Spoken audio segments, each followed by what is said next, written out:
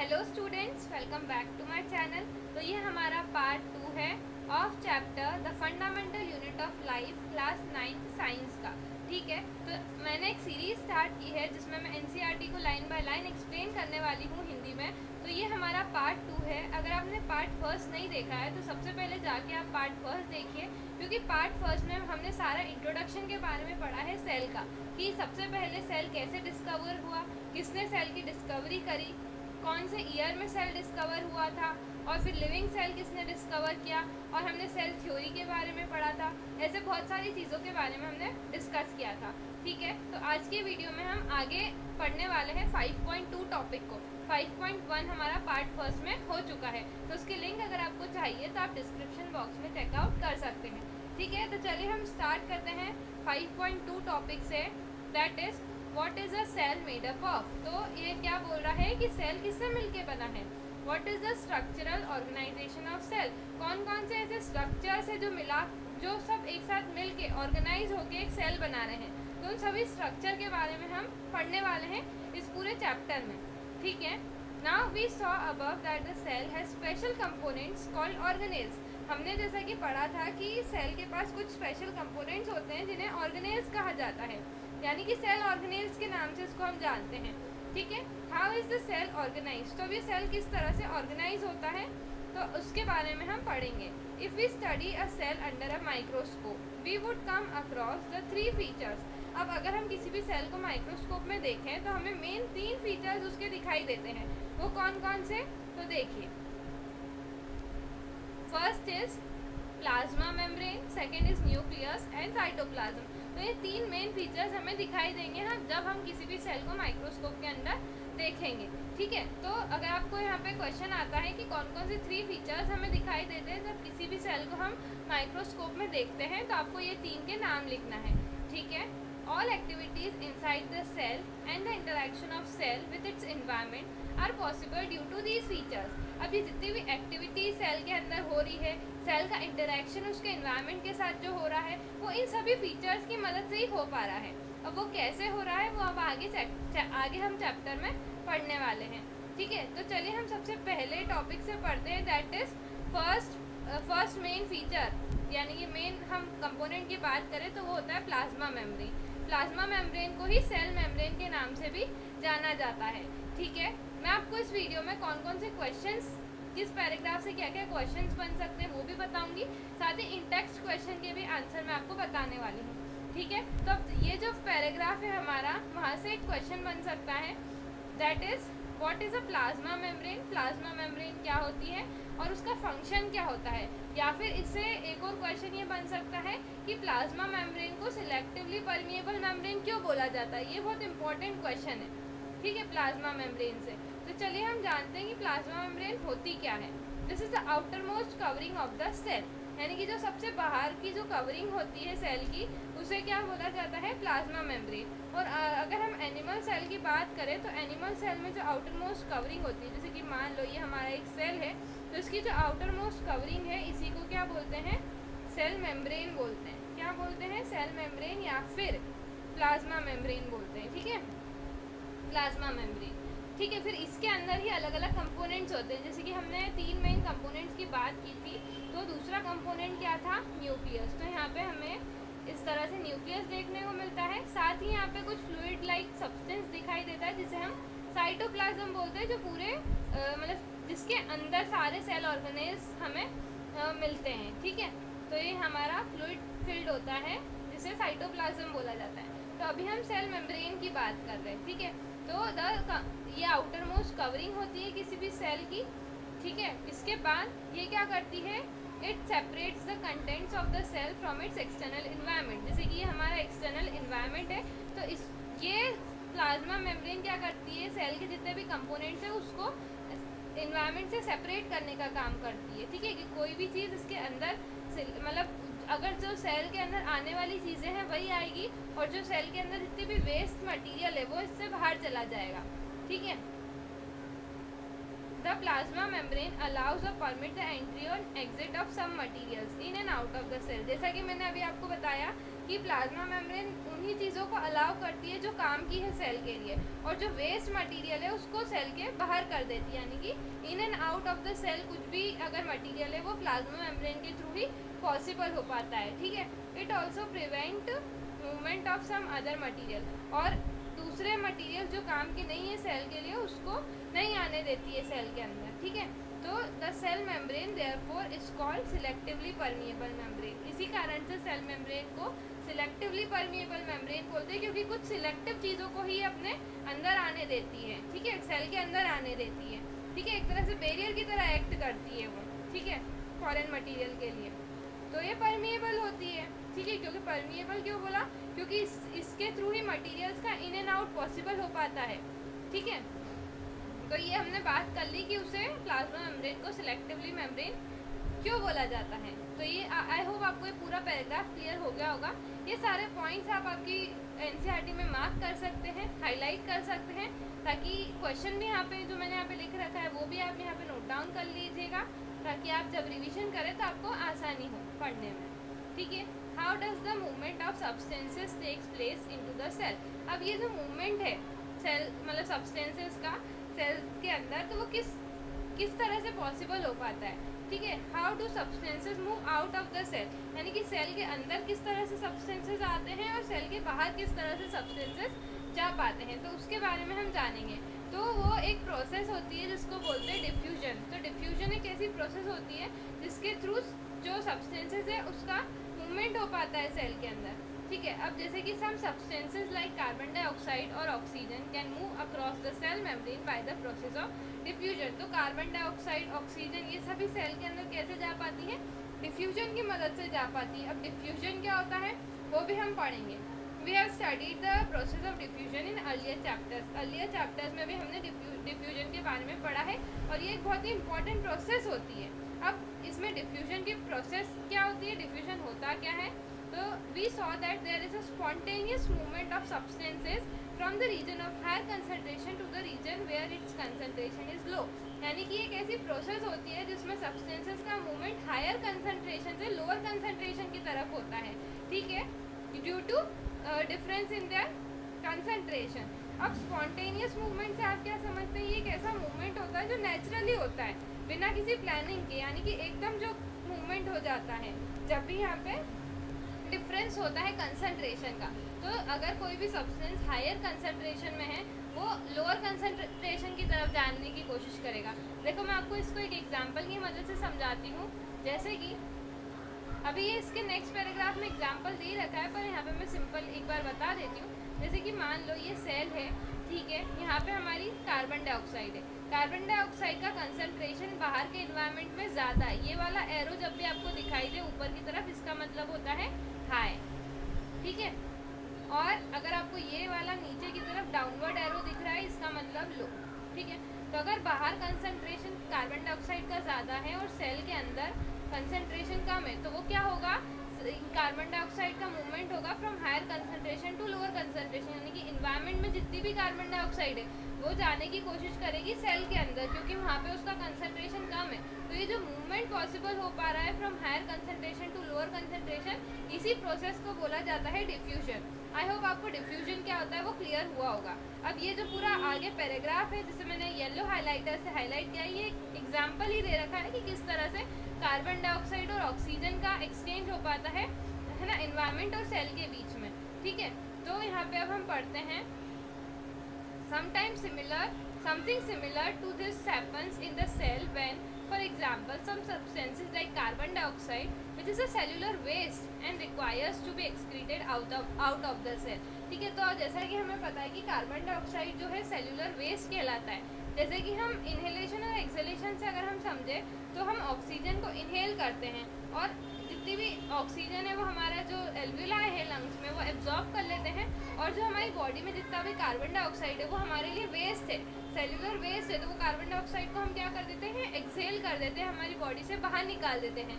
तो ये carbon dioxide को इसीलिए हम सेल्यूलर वेस्ट बोलते हैं, ये हमारे लिए कोई काम की नहीं होती है, ठीक है। तो इसको हमें सेल से एक्सक्रीट होना बहुत ज़रूरी है कार्बन डाइऑक्साइड का। तो वो किस वजह से एक्सक्रीट हो पाती है, बाहर निकल पाती है सेल से, वो डिफ्यूजन की प्रोसेस की मदद से ही निकल पाती हैं।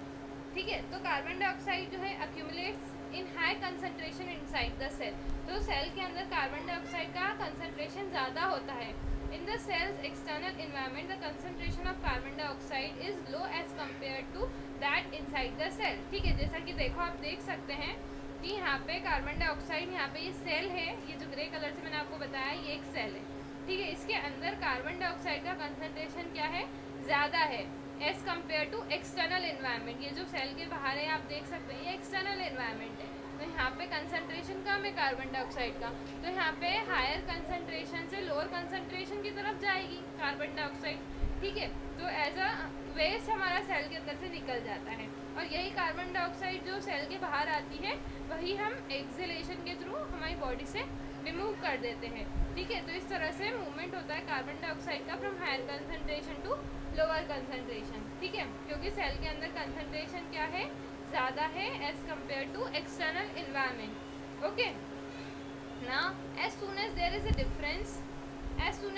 Difference of concentration of carbon dioxide inside and outside the cell. तो यहाँ पे जो डिफरेंस हो रहा है कंसंट्रेशन का सेल के अंदर और सेल के बाहर, तो इस कारण से जो कार्बन डाइऑक्साइड है वो सेल के बाहर निकल जाती है, move out of the cell from the region of higher concentration to the region of lower concentration. क्योंकि सेल के बाहर कार्बन डाइऑक्साइड का कंसंट्रेशन लो है, और ये सभी इस पूरी प्रोसेस को क्या बोला जाता है, डिफ्यूजन बोला जाता है।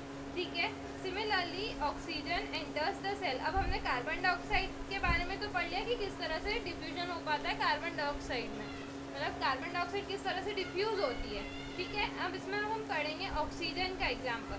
तो ऑक्सीजन किस तरह से सेल के अंदर एंटर करता है। अब ऑक्सीजन का सेल के अंदर एंटर करना क्यों ज़रूरी है, क्योंकि ऑक्सीजन एक बहुत इंपॉर्टेंट गैस है हमारी बॉडी के लिए, क्योंकि ऑक्सीजन के थ्रू, ऑक्सीजन की वजह से ही हम क्या कर पाते हैं, रेस्पिरेशन कर पाते हैं। ठीक है, अगर हमें ऑक्सीजन नहीं मिलेगा तो इंसान कोई भी है वो जिंदा नहीं रह पाएगा, क्योंकि ऑक्सीजन बहुत इंपॉर्टेंट होती है। तो वो सेल के अंदर किस तरह से एंटर होती है, तो वो भी डिफ्यूजन प्रोसेस की मदद से ही सेल के अंदर एंटर होती है। तो जो ऑक्सीजन का कंसंट्रेशन है inside the cell, when the level और concentration of oxygen inside the cell decreases, cell के अंदर अगर कमी हो जाती है ऑक्सीजन की, तो डिफ्यूजन एक बहुत इंपॉर्टेंट रोल प्ले करता है गैसियस एक्सचेंज में। गैसियस एक्सचेंज मतलब गैसेस का एक्सचेंज होना सेल के अंदर और बाहर, यानी कि in and out of the cell जो गैसियस एक्सचेंज होता है वो पॉसिबल हो पाता है between the cell as well as its external environment. देखो, अब यहाँ पे हम ऑक्सीजन की अगर बात करें, तो जैसे कि हमारा ऑक्सीजन का ये सेल है, सेल के अंदर ऑक्सीजन का कंसंट्रेशन है लो, और बाहर एक्सटर्नल इन्वायरमेंट में ऑक्सीजन का कंसंट्रेशन हाई है। तो ऑब्वियसली हायर कंसंट्रेशन से ऑक्सीजन कहाँ आना चाहेगा, लोअर कंसंट्रेशन की तरफ। तो यहाँ पे ऑक्सीजन की कमी थी तो बाहर से ऑक्सीजन आ गया, तो यहाँ पे ऑक्सीजन की कमी नहीं हुई सेल के अंदर, और हमारी बॉडी को ऑक्सीजन मिल गई। तो इस तरह से डिफ्यूजन की प्रोसेस होती है, और इस तरह से ऑक्सीजन एंटर करता है हमारे सेल्स के अंदर। और ये सिर्फ एक ही सेल के अंदर नहीं होता है, हमारी बॉडी में millions and trillions of cells है जिसमें ऑक्सीजन पहुंच जाती है। ठीक है, आई होप आपको इतना कंसेप्ट क्लियर हो गया होगा। अब हम नेक्स्ट एक और प्रोसेस के बारे में पढ़ते हैं, that is what is osmosis. इस पैराग्राफ से हमारा एक क्वेश्चन बनता है, ये ऑस्मोसिस क्या होता है। जैसा कि डिफ्यूजन होता है इसी तरह से ऑस्मोसिस भी होता है। तो जब वाटर लॉ ऑफ डिफ्यूजन को ओबे करे तो उस प्रोसेस को हम क्या बोलते हैं, ऑस्मोसिस। यानी कि देखो सिंपली मैं आपको बताऊं, जब भी डिफ्यूजन की बात होगी तो हम जब एक्सचेंज होगा गैसेस का, ठीक है, और जब वाटर की बात होगी तब हम कौन सी उस प्रोसेस को हम क्या बोलेंगे, वाटर का एक्सचेंज जब होगा उस प्रोसेस को हम बोलेंगे ऑस्मोसिस। ठीक है, तो यहाँ पे गैसेस की बात हुई तो मतलब डिफ्यूजन, वाटर की बात हुई तो मतलब ऑस्मोसिस। ठीक है, अब ऑस्मोसिस में भी सिमिलर वही होता है कि इसमें वाटर का मूवमेंट होता है। जिस तरह से डिफ्यूजन में गैसेस का मूवमेंट होता है, इसी तरह से ऑस्मोसिस में वाटर मॉलिक्यूल्स का मूवमेंट होता है। ठीक है, through such a selectively permeable membrane. Selectively permeable membrane जो हमारी प्लाज्मा मेम्ब्रेन होती है उसके थ्रू इसका मूवमेंट हो पाता है वाटर का। और इसमें भी यही होता है, from the region of higher concentration to the region of lower concentration water molecules move करते हैं। ठीक है, इसी प्रोसेस को ऑस्मोसिस बोला जाता है। ठीक है, चलिए अब हम आगे पढ़ते हैं। नेक्स्ट पेज आप निकाल लीजिएगा, दैट इज पेज नंबर 52। ठीक है, अभी 52 पेज नंबर पे हम पढ़ते हैं कि ऑस्मोसिस के बारे में थोड़ी और बातें जान लेते हैं।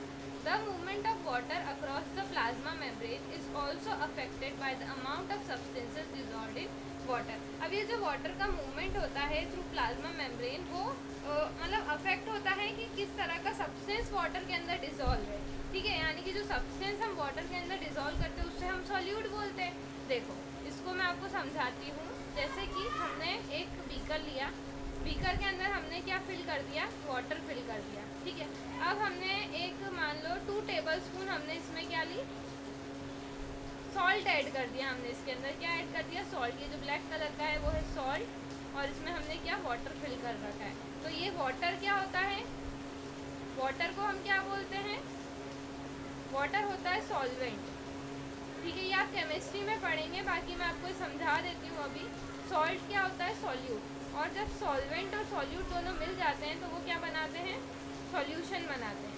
ठीक है, इतनी बात आपको क्लियर हो गई। तो ये जो वाटर का मूवमेंट है वो सॉल्यूट के ऊपर डिपेंड करता है। इस लाइन का ये मतलब है the amount of substance dissolve in water, मतलब कि कितना सॉल्यूट डिजॉल्व है हमारे वाटर के अंदर, उसके ऊपर भी डिपेंड करता है वाटर का movement. Thus, the osmosis is the net diffusion of water across the selectively permeable membrane towards the higher solute concentration। तो जहाँ पे भी solute का concentration ज़्यादा होगा, solute यानी कि अपन एक एग्जांपल ले ले salt। अगर एक बीकर हम मतलब यहाँ पे जैसे कि solute का concentration अगर यहाँ पे ज़्यादा है अंदर, है ना, और इन्वायरमेंट में कम है, इन्वायरमेंट यानी कि आप मान लो कि बीकर ही ले लिया हमने, कुछ भी ले लिया। ठीक है, तो यहाँ पे अंदर कंसंट्रेशन ज़्यादा है सॉल्ट का और बाहर कंसंट्रेशन कम है, तो वो कहाँ पे जाने की कोशिश करेगा, हायर कंसंट्रेशन की तरफ जाने की कोशिश करेगा।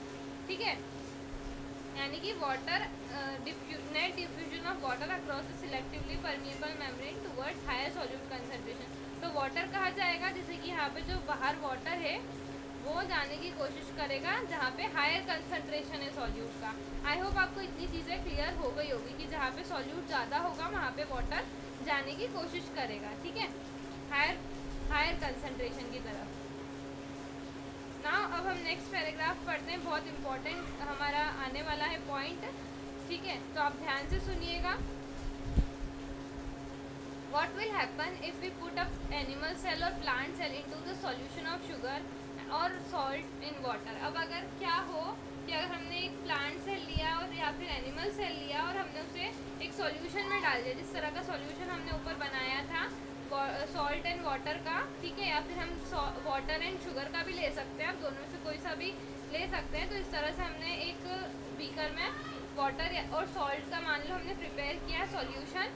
तो अगर हम इसमें प्लांट सेल या फिर एनिमल सेल डाल दें तो क्या होगा, क्या क्या पॉसिबिलिटीज़ हो सकती है। तो थ्री थिंग्स कुड हैपन, तीन सिचुएशंस बन सकती हैं। सबसे पहली तो ये कि if the medium surrounding the cell has higher water concentration than the cell.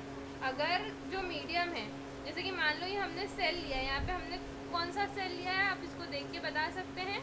तो ये हमारा कौन सा RBC का सेल लिया है। ठीक है, तो RBC का सेल अगर हम इस तरह के सॉल्यूशन में डालें वाटर और सॉल्ट के, तो उसमें क्या होगा, तो यहाँ पे अगर जो वाटर है उसका कंसंट्रेशन ज़्यादा है बाहर एज़ कम्पेयर टू सेल के अंदर कम है H2O। ठीक है, तो क्या होगा, H2O का मूवमेंट होगा from higher concentration to lower concentration, मतलब कि सेल के अंदर आने की कोशिश करेगा वाटर। तो जब भी वाटर अंदर आता है किसी भी सेल के अंदर, तो सेल क्या हो जाएगा, स्वेल हो जाएगा। ठीक है, क्योंकि यहाँ पे मूवमेंट हुआ है from higher concentration to lower concentration. तो इस प्रोसेस को क्या बोला जाता है, जब meaning that the outside solution is very dilute, जो आउटसाइड सॉल्यूशन है वो बहुत ही ज़्यादा डाइल्यूट है।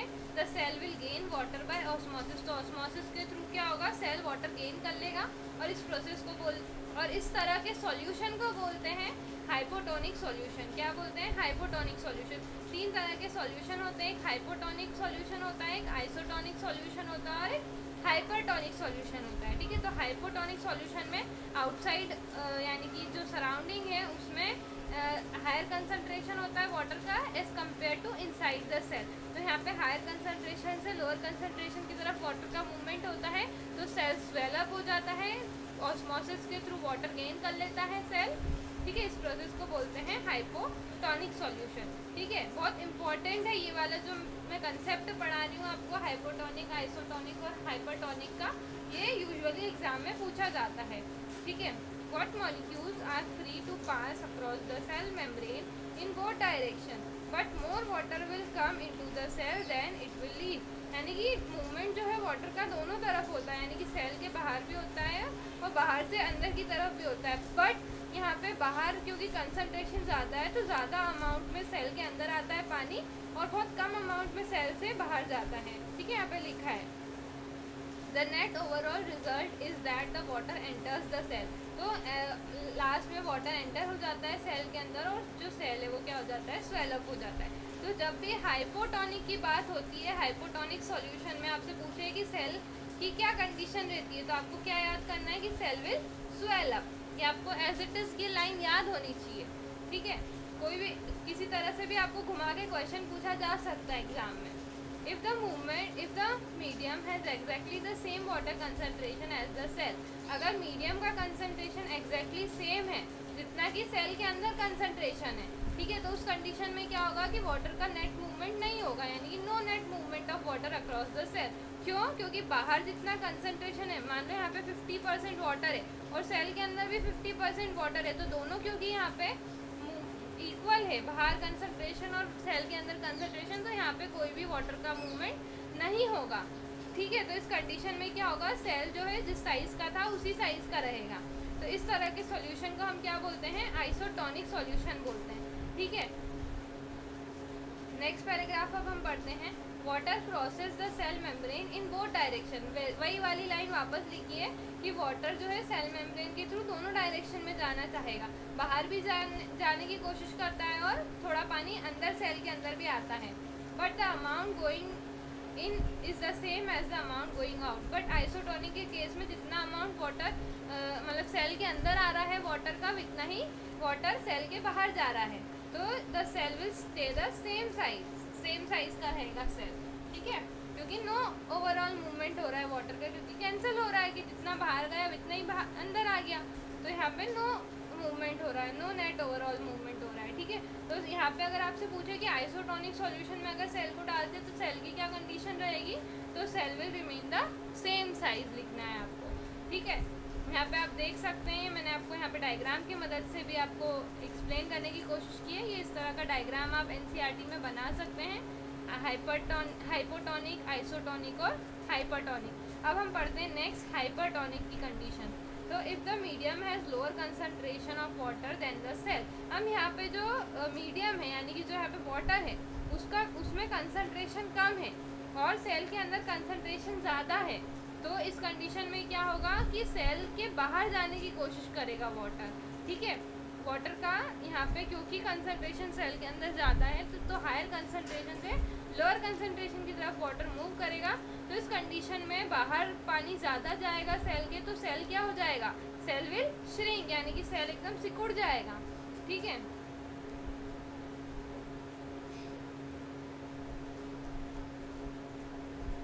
Meaning that it is a very concentrated solution, क्योंकि सॉल्यूशन बहुत ही कंसनट्रेटेड है। The cell will lose water, तो सेल क्या करेगा, वाटर को लूज करेगा by the process of osmosis, और इस तरह के सॉल्यूशन को बोला जाता है hypertonic solution. Again the water crosses the cell membrane in both direction में वाटर का मूवमेंट होता है, but this time more water leaves the cell से ज़्यादा पानी लीव करेगा देन इट एंटर्स इट, है ना। तो इस कंडीशन में क्या होगा, सेल श्रिंक हो जाएगा, यानी इस तरह से पूरा सिकुड़ जाएगा सेल। ठीक है, नाउ दस the osmosis is special case of diffusion. तो ऑस्मोसिस को बोला जाता है डिफ्यूजन का एक स्पेशल केस। ठीक है, through a selectively permeable membrane. Now let us try out the following activity. अब एक एक्टिविटी हम पढ़ेंगे, इससे पहले मैं आपको सभी चीज़ें समराइज कर देती हूँ हाइपरटोनिक, हाइपोटोनिक और आइसोटोनिक सॉल्यूशन की। देखो, सबसे पहले अगर मैं बात करूँ हाइपोटोनिक सॉल्यूशन की, तो ये जो हाइपोटोनिक सॉल्यूशन है ना, ये वाली एक्टिविटी तो आप घर पे ही परफॉर्म कर सकते हैं। तो आपको क्या करना है कि एक लेना है कांच का ग्लास। ठीक है, कांच के ग्लास में आप फिल करना वाटर। ठीक है, वाटर फिल किया। अब इसमें आपको क्या करना है कि आपके घर पे अगर रेजिन होगी, रेजिन यानी कि किशमिश जो होती है ना, किशमिश वो किशमिश को आपको ओवरनाइट के लिए यानी कि 12 आवर्स के लिए आपको उसमें पानी में ही रख के छोड़ देना है। तो अगर आप अगले दिन देखेंगे 12 आवर्स के बाद, तो आपको ये देखने को मिलेगा कि जो पहले रेजिन इतनी बड़ी थी उसका साइज इतना हो गया है, क्योंकि वो स्वेल हो गई है। कैसे? क्योंकि उसमें ऑस्मोसिस के थ्रू वाटर एंटर हो गया है। तो ये क्या हो गई, रेजिन जो इस साइज़ की थी वो अब इस साइज़ की हो गई है। तो ये जो स्वेलिंग अब हो रहा है वो क्यों हो पा रहा है? क्योंकि इसका ऑस्मोसिस हुआ है इसमें, है ना, तो वो स्वेल हो गई। तो ये हाइपोटोनिक सॉल्यूशन का केस हो गया। ठीक है, अब यहाँ पे आप ये वाला जो डिफरेंस है आपकी कॉपी में भी नोट डाउन कर सकते हैं। और एक और बात मैं आपको बता दूँ कि अगर आपको नोट्स चाहिए इस चैप्टर के, तो आप टेलीग्राम चैनल पे जाके चेकआउट कर सकते हैं। वहाँ पे मैं फ्री में नोट्स आपको प्रोवाइड करती हूँ। ठीक है, आपको कुछ नहीं करना है, बस टेलीग्राम ग्रुप को ज्वाइन करना है। ठीक है, ताकि आगे आने वाले नोट्स भी आपको आसानी से मिल जाए। ठीक है, चलिए अब हम पढ़ते हैं हाइपरटोनिक, आइसोटोनिक और हाइपोटोनिक सॉल्यूशन को। नाउ हाइपरटोनिक में क्या होता है कि सॉल्यूट का कंसंट्रेशन बाहर की तरफ ज़्यादा होता है और वाटर का कंसंट्रेशन अंदर की तरफ ज़्यादा होता है। ठीक है, तो अंदर की तरफ ज़्यादा होता है तो वाटर कहाँ जाएगा? बाहर जाएगा। ठीक है, तो इस कंडीशन में क्या होगा, water move out of the cell और सेल क्या हो जाएगा? श्रिंक हो जाएगा इस तरह से। फिर इसके बाद इक्वल सॉल्यूट कंसंट्रेशन होता है और वाटर भी इक्वल होता है, तो नो नेट मूवमेंट होता है। तो cell will remain normal size, यानी कि सेम साइज का रहता है सेल, यानी कि जितना पानी अंदर गया उतना ही पानी बाहर गया। तो इसको बोलते हैं आइसोटोनिक सॉल्यूशन। फिर हाइपोटोनिक सॉल्यूशन में हायर कंसंट्रेशन होता है सॉल्यूट का इनसाइड द सेल और वाटर का कंसंट्रेशन बाहर की तरफ ज़्यादा होता है, यानी कि बाहर से वाटर कहाँ जाने की कोशिश करेगा? अंदर की तरफ जाएगा। ठीक है, तो water moves inside the cell मतलब। ठीक है, तो सेल क्या हो जाएगा? स्वेल हो जाएगा। कितना इजी था ये। ठीक है, अगर आपको ये वीडियो अच्छी लग रही है तो चैनल को सब्सक्राइब ज़रूर कर लेना। ठीक है, और बेल आइकन को ज़रूर प्रेस करना ताकि आगे आने वाली वीडियोस की नोटिफिकेशन आपको पहुंच जाए। ठीक है, अब हम आगे पढ़ते हैं एक्टिविटी को। अब ये एक्टिविटी में क्या बोला है कि हमें एक एग लेना है, अंडा। ठीक है, अब उसका जो बाहर का शेल होता है उसको रिमूव कर देना है। ठीक है, तो वो रिमूव कैसे करना है? डाइल्यूट हाइड्रोक्लोरिक एसिड में हमको उसको मतलब एग को डालना है। The shell is mostly calcium carbonate, तो उसका शेल होता है एग का वो कैल्शियम कार्बोनेट का होता है। अब एक थिन आउटर स्किन जो होती है वही सेल को क्या कर रही है? इनक्लोज कर रही है, यानी कि जो सबसे बाहर वाली जो लेयर होती है सेल की, यानी कि सॉरी एग की, वो क्या कर रही है? उसको इनक्लोज कर रही है सेल को, है ना। Put the egg in pure water and observe after 5 minutes. तो अब हमें क्या करना है? प्योर एक बीकर लेना है, उसमें हमने वाटर फिल कर रखा है, ये हमारा एग है, इसको हमें वाटर के अंदर 5 मिनट के लिए छोड़ देना है। तो अब हम क्या नोटिस करेंगे? The egg will swell because water passes into it by osmosis. तो ये जो सेल था, जब 5 मिनट तक हमने इसे वाटर के अंदर रखा तो ये क्या हो गया? स्वेल हो गया। जैसे कि आप देख सकते हैं यहाँ पे छोटे साइज़ का था और स्वेल होके एग का साइज़ बड़ा हो गया। ठीक है, 5 मिनट के बाद। तो ये किसके थ्रू हुआ है? ये प्रोसेस ऑस्मोसिस हुआ है। यहाँ पे वाटर का मूवमेंट हुआ है इनसाइड द सेल, जिसके कारण जो है एग क्या हो गया? स्वेल हो गया है। तो इस तरह के सॉल्यूशन को हम क्या बोलते हैं? आप कमेंट करके ज़रूर बताना, क्योंकि अभी जस्ट मैंने इसको आपको एक्सप्लेन किया है। ठीक है, place a similar D-shelled egg in a concentrated solution and observe for 5 minute. अब यही वाला सेल अगर हम लेंगे, यही वाला जो स्वेल्ड सेल था ना, वही हमने लिया एग और फिर उससे हमने कंसनट्रेटेड सॉल्ट सॉल्यूशन में डाल दिया, या फिर आप ये वाला ना लेते हुए सिंपली जो हमने पहले जो एग लिया था वही बिना शेल का एग ले लेंगे और फिर उसको हम कंसनट्रेटेड सॉल्ट सॉल्यूशन में डालेंगे। इसमें वाटर के साथ साथ सॉल्ट भी इसमें मिक्स्ड है। उसको फिर 5 मिनट के बाद अगर हम देखें तो सेल ये जो एग है वो क्या हो जाएगा? श्रिंक हो जाएगा इस तरह से। क्यों? यहाँ पे क्या हुआ? क्योंकि यहाँ पे मूवमेंट हुआ, सेल के अंदर पानी का कंसंट्रेशन ज़्यादा था, बाहर कम था, तो वाटर कहाँ चले गया? सेल के बाहर चले गया, जिसके कारण सेल जो है यानी कि एग जो है वो श्रिंक हो गया। Because the salt solution is more concentrated, क्योंकि सॉल्ट का सॉल्यूशन ज़्यादा कंसनट्रेटेड था। ठीक है, now we can try a similar activity with dried raisin और एप्रिकॉट। जैसा कि मैंने बताया था, ड्राइड रेजिन जो हम किशमिश जिसे हम बोलते हैं उसी को रेजिन बोला जाता है, तो उससे भी हम ये सिमिलर एक्टिविटी घर पे भी परफॉर्म करके देख सकते हैं। ठीक है, इसी तरह से एक दूसरी दूसरी एक्टिविटी है पुट द ड्राई रेजिन्स और apricots in plain water and leave them for some time. वही जो मैंने आपको भी एग्जांपल एक्सप्लेन किया था, वही कि हमें ड्राइड रेजिन लेनी है या फिर एप्रिकॉट्स लेना है, उसको प्लेन वाटर में उसको डिजोल्व कर देना है थोड़े टाइम के लिए, then place them in the concentrated, फिर उसको कंसनट्रेटेड सॉल्यूशन में डालना है शुगर या फिर सॉल्ट के। तो हमें क्या देखने को मिलेगा, each gains water and swell when place in water. तो जो रेजिन है वो क्या कर लेगी, स्वेल हो जाएगी जब हम उसे पानी में रखेंगे, थोड़ी देर बाद देखेंगे, ठीक है। When place in the concentrated, अब अगर हम इसी रेजिन को कंसनट्रेटेड सॉल्ट या फिर शुगर सॉल्यूशन में डालेंगे तो वो क्या हो जाएगा, श्रिंक हो जाएगा, क्योंकि यहाँ पे वाटर का कंसनट्रेशन बाहर की तरफ कम, यानी कि सेल के अंदर ज़्यादा रहेगा और बाहर की तरफ कम रहेगा, तो सेल के अंदर से बाहर चला जाएगा, ठीक है। यहाँ पे कंसनट्रेटेड सॉल्यूशन की जब भी हम बात करते हैं तो उसमें ऐसा होता है कि उसमें सॉल्यूट का कंसनट्रेशन ज़्यादा होता है, और हमने पढ़ा था कि सॉल्यूट का कंसनट्रेशन अगर ज़्यादा होगा तो सॉल्वेंट का कम होगा, यानी कि सॉल्वेंट हम यूजुअली क्या लेते हैं, वाटर लेते हैं। तो इस तरह से कंसनट्रेटेड सॉल्यूशन में सेल क्या होता है, श्रिंक हो जाता है, ठीक है। अब हम नेक्स्ट बात करें, unicellular fresh water organisms and most plant cells tends to gain water through osmosis. तो जो यूनिसेलुलर फ्रेश वाटर ऑर्गेनिजम्स होते हैं, जो सिंगल सेल्ड होते हैं फ्रेश वाटर ऑर्गेनिज्म, है ना, और बहुत सारे जो प्लांट्स होते हैं वो भी ऑस्मोसिस के थ्रू ही वाटर गेन करते हैं। Absorption of water by plant root is an example of osmosis. तो ये जो हम प्लांट रूट यानी कि जो पेड़ मतलब जो प्लांट्स हैं उनकी जड़ों में जो हम पानी डालते हैं उसका अब्जॉर्प्शन जो होता है रूट्स के थ्रू, वो भी ऑस्मोसिस के थ्रू ही पॉसिबल हो पाता है। Thus osmosis is important in exchange of gases and water. इसीलिए thus diffusion is important in exchange of gases and water in the life of cell. In addition to this, the cell also obtains nutrition from its environment. अब इसी की मदद से जो cell है वो अपना न्यूट्रिशन भी गेन करता है इन्वायरमेंट से।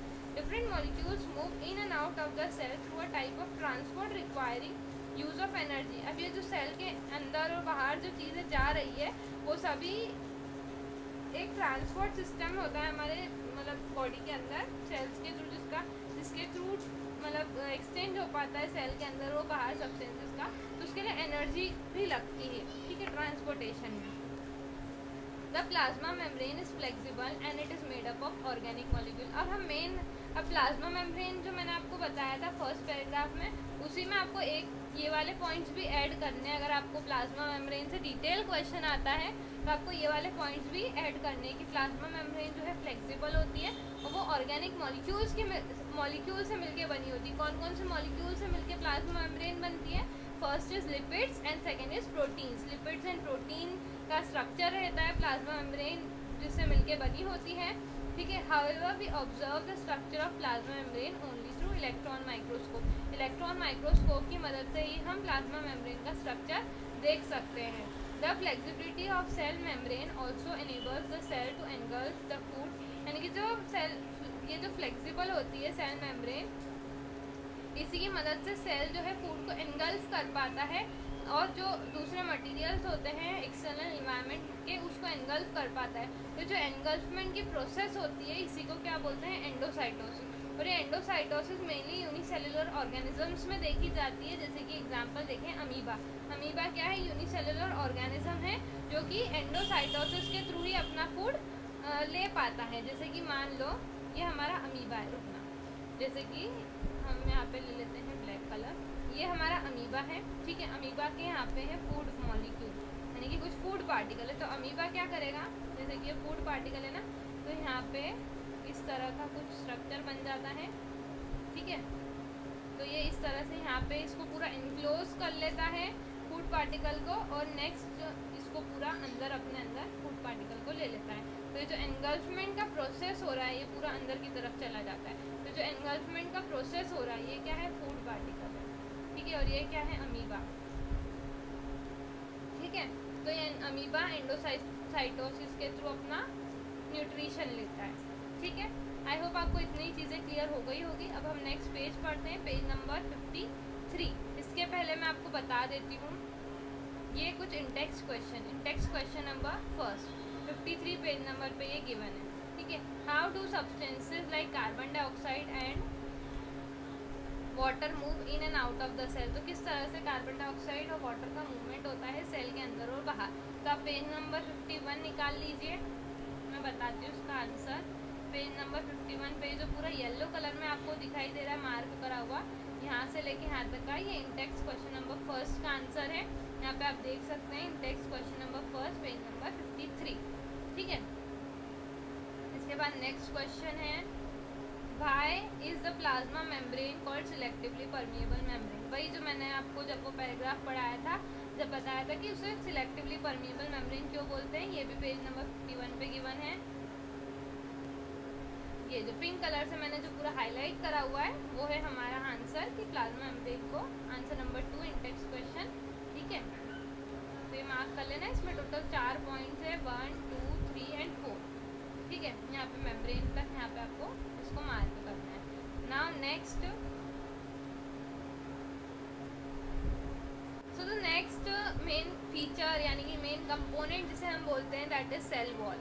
अब सेल वॉल की एक मैं आपको बात बता दूं कि जो प्लाज्मा मेम्ब्रेन होती है वो तो प्लांट सेल और एनिमल सेल दोनों में प्रेजेंट होती है, पर ये जो सेल वॉल होती है ना वो सिर्फ प्रेजेंट होती है प्लांट सेल में। सिर्फ प्लांट के जो सेल्स होते हैं उसी में सेल वॉल प्रेजेंट होती है, ठीक है। ये बात आपको ध्यान रखनी है, ठीक है। Plant cell in addition to plasma membrane have both rigid outer covering, ठीक है। अब जो प्लांट सेल होते हैं उसमें क्या होता है, सेल मेम्ब्रेन भी होती है और यानी कि प्लाज्मा मेम्ब्रेन भी होती है और सेल वॉल भी होती है।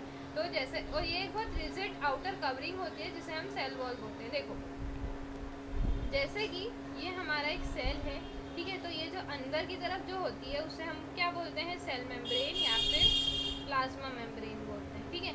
अब इसके बाहर जो उसकी आउटर कवरिंग होती है, ये इसके बाहर एक आउटर रिजिड कवरिंग, रिजिड यानी कि कठोर कवरिंग होती है, एकदम स्ट्रॉन्ग कवरिंग होती है, जिसे हम क्या बोलते हैं, सेल वॉल बोलते हैं। क्या बोलते हैं, सेल वॉल। सेल वॉल बाहर की तरफ प्रेजेंट होती है जो कि सेल मेम्ब्रेन को इनक्लोज करती है और सारे सेल कंपोनेंट्स जो होते हैं इसके अंदर के सेल ऑर्गेनेल्स को प्रोटेक्शन का काम करती है, ठीक है।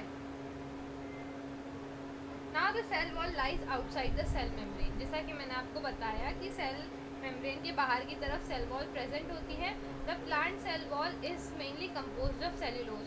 तो प्लांट सेल वॉल किससे मिलके बनी होती है, सेल्यूलोज से मिलके बनी होती है। जैसे कि plasma membrane lipids and proteins के मिलके बनी होती है, वैसे ही प्लांट सेल वॉल सेल्यूलोज से मिलके बनी होती है। अब सेल्यूलोज क्या होता है, कॉम्प्लेक्स सब्सटेंस होता है जो कि स्ट्रक्चरल स्ट्रेंथ प्रोवाइड करता है प्लांट्स को। तो ये सेल को स्ट्रक्चरल स्ट्रेंथ प्रोवाइड करता है। देखो जैसे कि when the living plant cell loses water through osmosis, osmosis के थ्रू जब भी कोई प्लांट सेल वाटर लूज करता है तो उसमें क्या होता है, श्रिंकेज हो जाता है या फिर कॉन्ट्रैक्शन हो जाता है जो कंटेंट होता है सेल का away from the cell wall. देखो जैसे कि ये हमारी सेल वॉल है, ठीक है। अब इसमें अगर हमारा वाटर का कंसंट्रेशन पूरा बाहर चले गया सेल से, तो यहाँ पे सेल वॉल जितना भी कंटेंट है वो श्रिंक हो जाएगा अंदर सेल के अंदर, ठीक है। एक सेकेंड, ये इस तरह से श्रिंकेज हो जाएगा प्लाज्मा मेम्ब्रेन का भी और जितने भी सेल के अंदर कंपोनेंट्स है उनका। पर जो सेल वॉल है, ये सेल वॉल क्योंकि एक रिजिड स्ट्रक्चर है तो वो कभी भी श्रिंक नहीं होती है। जो प्लाज्मा मेम्ब्रेन और जो अंदर का कंटेंट है वो पूरा क्या हो जाता है, श्रिंक हो जाता है, ठीक है। तो ये क्या करती है, स्ट्रक्चरल स्ट्रेंथ प्रोवाइड करती है प्लांट सेल को। ओके, नाउ नेक्स्ट, तो इस फिनोमिनन को क्या बोला जाता है, प्लाज्मोलिसिस बोला जाता है, ठीक है, क्योंकि इसमें ऑस्मोसिस हो रहा है प्लांट सेल में। देखो प्लांट सेल, ये यहाँ पे प्लाज्मोलिसिस को एक्सप्लेन किया है, ये हमारा प्लांट सेल है। प्लांट सेल का जितना भी कंटेंट आपको दिखाई दे रहा है, प्लाज्मा मेम्ब्रेन, ये प्लाज्मा मेम्ब्रेन है और ये प्लाज्मा मेम्ब्रेन के अंदर यहाँ पे न्यूक्लियस, वैक्यूल वगैरह देख सकते हैं। तो यहाँ पे वाटर का मूवमेंट सेल से बाहर हो रहा है, तो ये इस प्रोसेस को बोला जाता है प्लाज्मोलिसिस बोलते हैं, ठीक है। प्लाज्मोलिसिस से भी आपको क्वेश्चन आ सकता है एग्जाम में, ठीक है। We can observe this phenomenon by performing the following activity. अब एक एक्टिविटी से हम इसको देख सकते हैं कि क्या होता है प्लाज्मोलिसिस, ठीक है। Now mount a peel of rhoeo leaf in water and on a slide. अब हमें क्या लेना है कि एक रियो लीफ की पील यानी कि लेनी है, उसको वाटर में डालना है और एक स्लाइड लेनी है, उसको एग्जामिन करना है हमको।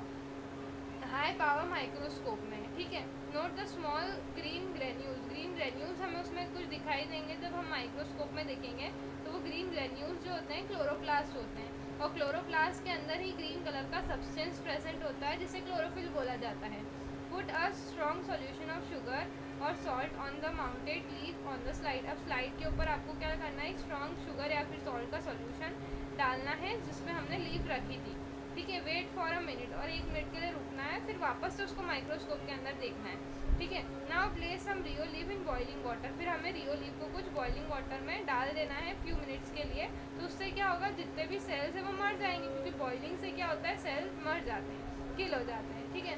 फिर then mount 1 leaf on the slide. अब वही जो हमने बॉयल वाली जो लीव है उसको वापस से हमने एक स्लाइड के ऊपर रखा और फिर उसको हमने माइक्रोस्कोप के अंदर देखा। फिर वापस हमने उसमें एक स्ट्रॉन्ग सॉल्यूशन डाला सॉल्ट या फिर शुगर का माउंटेड लीफ में, ठीक है। तो फिर वापस से हम 1 मिनट का वेट करेंगे और उसको ऑब्जर्व करेंगे, ठीक है, ऑब्जर्व करेंगे। तो व्हाट वी फाइंड, हमें क्या देखने को मिलेगा, क्या प्लाज्मोलिसिस हुआ कि नहीं हुआ, ठीक है। तो यहाँ पे इसका कंक्लूजन दे रखा है, वो पढ़ लेते हैं, बहुत इंपॉर्टेंट है ये। What do we infer from the activity से, एक्टिविटी से हमें क्या जानने को मिला। तो it appears that only living cells and not dead cells are able to observe water by osmosis. तो देखो हमने 2 केसेस लिए थे, एक में हमने लिविंग सेल लिया था, यानी कि जो रियोलीव ली थी उससे हमने बिना बॉईल करे हमने उसकी एक वो बनाई थी स्लाइड, ठीक है, स्लाइड प्रिपेयर की थी। तो उसमें जब हमने माइक्रोस्कोप में देखा तो उसमें ऑस्मोसिस की प्रोसेस देखने को मिली। बट जो हमने जब बॉईल किया लीफ को और उसके सारे सेल्स को मार दिया, तो उसमें जब हमने ऑब्जर्व किया माइक्रोस्कोप में तो उसमें किसी भी तरह का ऑस्मोसिस प्रोसेस नहीं देखने को मिला। मतलब कि जो लिविंग सेल्स होते हैं उन्हीं में ऑस्मोसिस होता है और जो डेड सेल्स होते हैं उसमें ऑस्मोसिस नहीं होता है, यानी कि वाटर का अब्जॉर्प्शन नहीं होता है, ठीक है। Now next cell wall permits the cells of plants, fungi and bacteria to withstand very dilute hypotonic external media without bursting। यानी कि जो सेल वॉल है, जैसे कि सेल वॉल होती है प्लांट्स की, फंजाई की या फिर बैक्टीरिया की, तो उसे हम किसी डाइल्यूट सॉल्यूशन में डालेंगे, यानी कि हाइपोटोनिक सॉल्यूशन में डालेंगे, तो उसमें क्या होगा, वो बर्स्ट नहीं होगा, ठीक है। यानी कि उसका जो एक्सटर्नल मीडिया है उसमें वो बर्स्ट नहीं होगा, without bursting. In such media the cell tends to take up water by osmosis. इस केस में क्या होता है, जो सेल है वो वाटर ले लेता है ऑस्मोसिस के थ्रू सेल के अंदर।